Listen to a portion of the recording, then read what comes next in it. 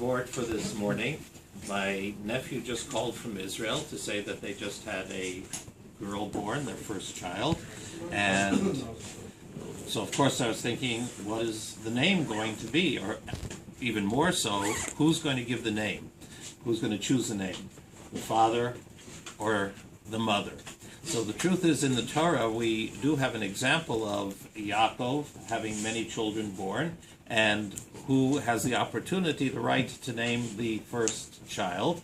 Generally, they say that it is the mother that chooses the name of the first child, and then afterwards the father. Sephardim have the custom to name after a living grandparent. Ashkenazim have a custom not to name after a living grandparent. The bottom line is that people have to get along on what they're doing, and that it should not be a fight.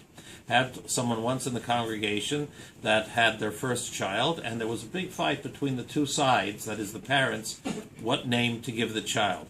And finally we made a compromise. The child was given both names. So for example, in Hebrew, the child was called David Moshe, and his English name was Moshe David.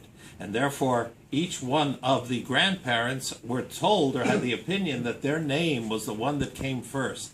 And we thought everything was okay. But unfortunately, apparently, nobody felt happy enough. And sometime later, the end of the story is that couple was separated. And I guess when they divided the child, each one got a half of the name or something like that. But that's not the way in which we should be, of course. We should be able to learn how to share. This morning we had various chiyuvim obligations for davening for the Amud, and people shared.